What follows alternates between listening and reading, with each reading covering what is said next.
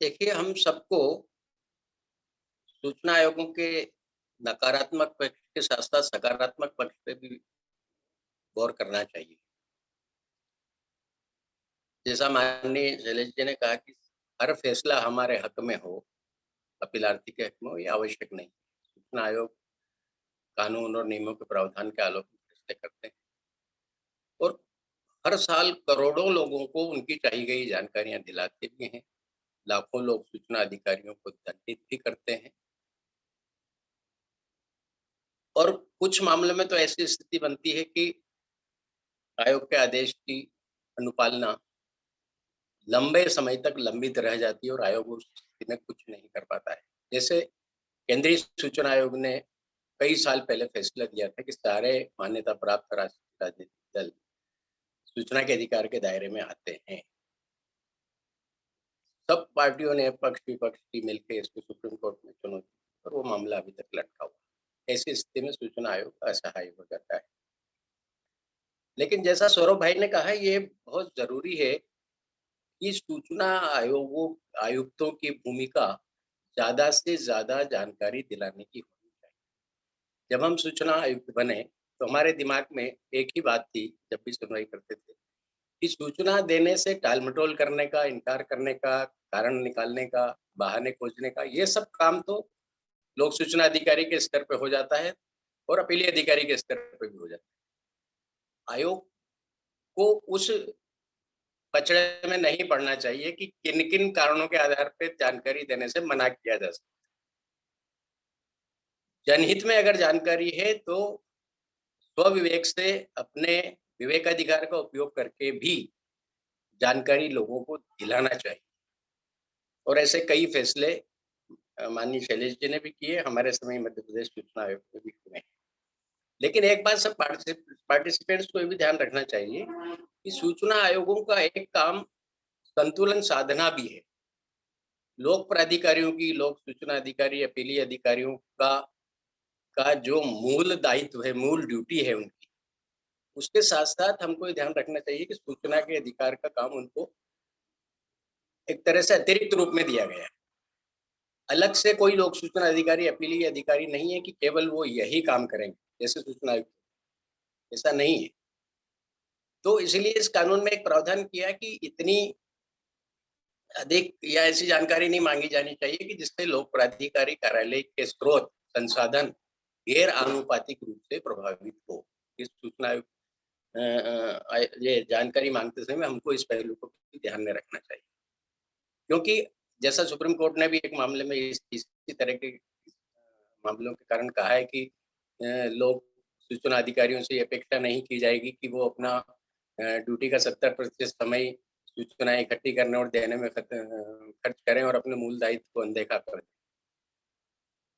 तो इस पक्ष को भी हमको ध्यान में रखना चाहिए। और एक बात और सब पार्टिसिपेंट को ध्यान रखना चाहिए कि हमको सूचना आयोगों को कोसने की बजाय उन सूचना आयुक्तों को कोसना चाहिए जो आरटीआई एक्ट के आलोक में उनको जो निर्णय देना चाहिए उससे विसंगति रखने वाले निर्णय दें। आयोग एक वैधानिक निकाय है, उसके प्रति हम सबका विश्वास आस्था बनी रहनी चाहिए। आयोगों के प्रति अविश्वास पैदा करने से हमको कोई लाभ नहीं होने वाला है। लेकिन जैसा सौरभ भाई ने कहा, शैलेश भाई जी ने कहा, सूचना आयुक्तों की योग्यता, उनके प्रशिक्षण की आवश्यकता और किन लोगों को अपॉइंट किया जाए, इन बिंदुओं पे ज़रूर ध्यान देना चाहिए और इसके लिए बहुत सारे उपाय हैं जो हमारे स्तर पे, नागरिकों के स्तर पे किया जा सकता है। एक बात और ध्यान रखें कि ये सूचना आयोग ही हैं, जिनके कारण जो भी आरटीआई एक्ट का जितना भी लाभ लोगों को मिल पा रहा है, वो मिल रहा है। अगर सूचना आयोग आयोग नहीं होते, इनके पास दंडात्मक शक्तियाँ नहीं होती, केवल प्रथम अपीलीय अधिकारी के स्तर पर ही सारा काम आरटीआई का खत्म हो जाता, तो ज़्यादातर लोगों को सूचना पाने से वंचित रहना।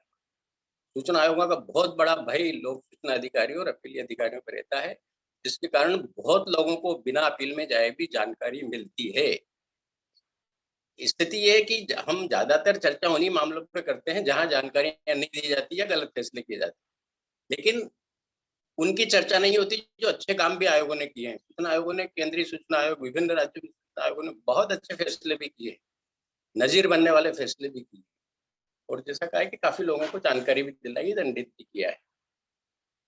अब जहाँ तक सूचना आयोगों में कमियों का सवाल है, तो कोई भी न्यायिक, अर्धन्यायिक निकाय या संवैधानिक निकाय ऐसा नहीं है जिसमें कोई कमी ना हो। हमारे सामने प्रश्न है कि जिन कमियों से जनता का बड़ा वर्ग प्रभावित हो रहा है, वो कमियाँ कैसे दूर हों?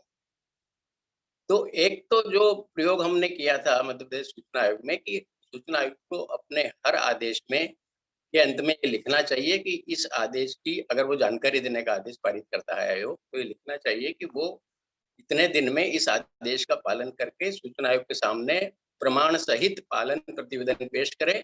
उसके बाद ही केस अपील नस्तीबद्ध करना चाहिए या शिकायत। होता ये है, हमने खुद देखा है कि आयुक्त या मुख्य सूचना आयुक्त आदेश दे देते हैं, इसको 15 दिन में जानकारी दी जाए और केस ये निराकृत किया जाता है। उसके बाद भी लोक सूचना अधिकारी ने पालन नहीं किया तो अपीलार्थी फिर वहीं पहुंच जाता है जहां से वो शुरू हुआ था। वापस वो आयोग को शिकायत करेगा, चिट्ठी लिखेगा। तो पालन प्रतिवेदन प्राप्त करने के बाद ही आयोग को केस को बंद करना चाहिए। ये एक मांग हम अपने-अपने राज्यों में सूचना आयुक्तों से कर सकते हैं। दूसरा, सूचना आयुक्तों की जवाबदेही भी तय होनी चाहिए, जो अभी नहीं है। हम आपको बताएँ, एक जैसा माननीय शैलेश जी ने कहा कि पात्रता का ध्यान रखे बिना नियुक्तियाँ होने से क्या होता है, हमारे साथ एक सूचना आयुक्त रहे हैं। वो पूरे अपने 5 साल के कार्यकाल में आरटी एक्ट को समझ ही नहीं पाए। ना वो ठीक से सुनवाई कर पाते थे, दूसरे अधिकारी उनकी जगह काम करते थे, ना कोई एक आदेश ड्राफ्ट कर पाते थे।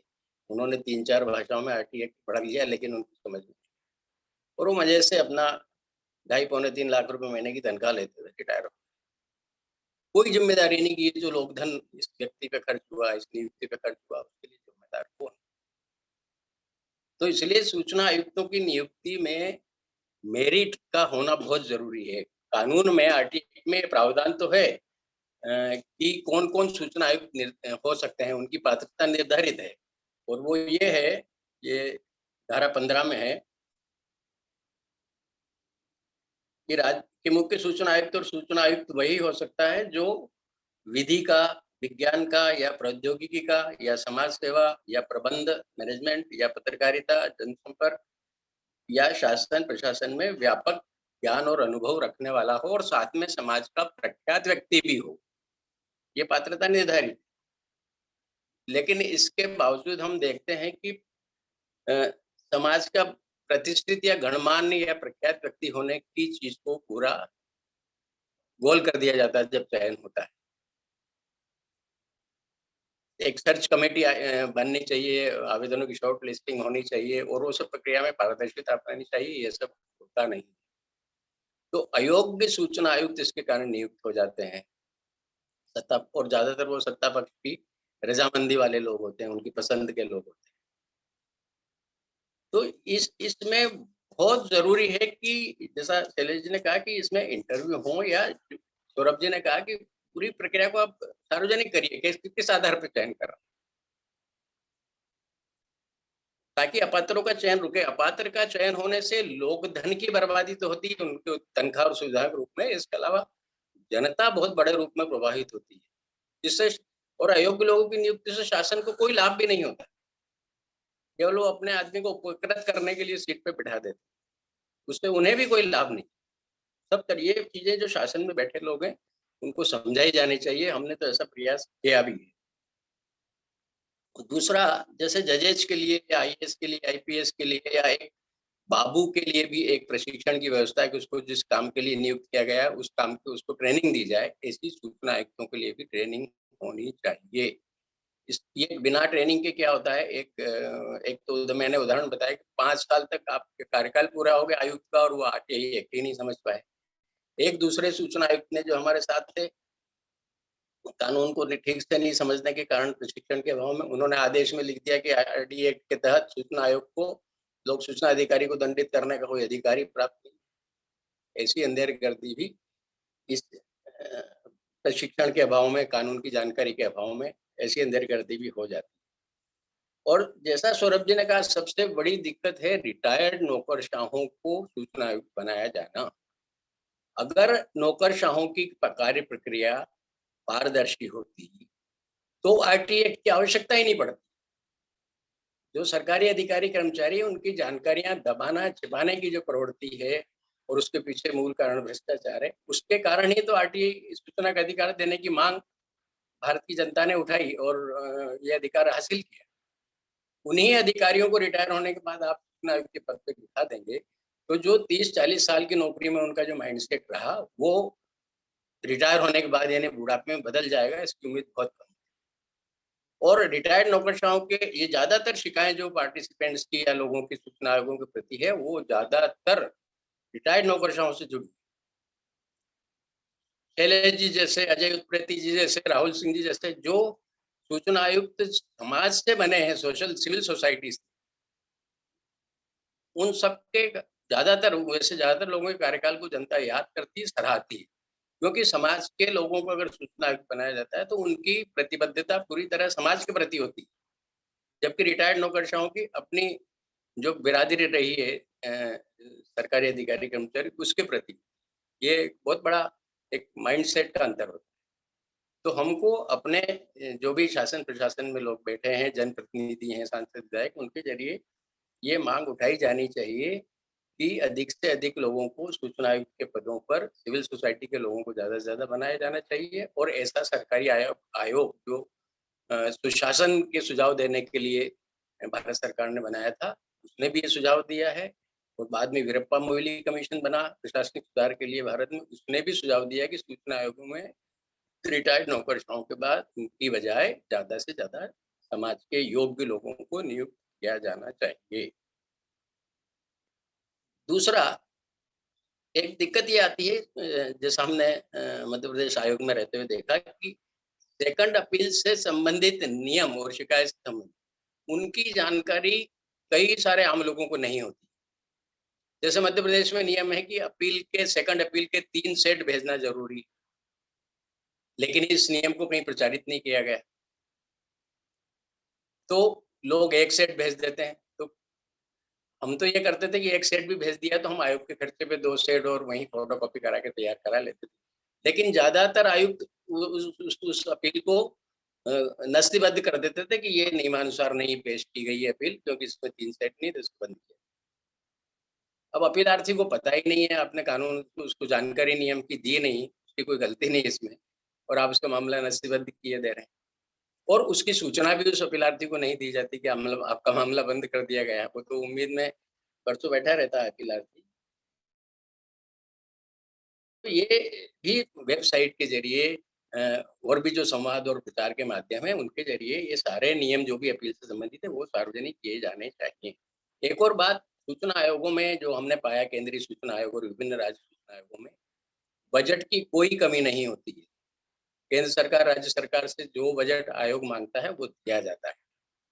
लेकिन बजट की कमी ना होने के बावजूद संसाधनों की कमी और स्टाफ की कमी और सूचना आयुक्तों की कमी, इसके कारण आम लोगों को न्याय मिलने में देरी होती है।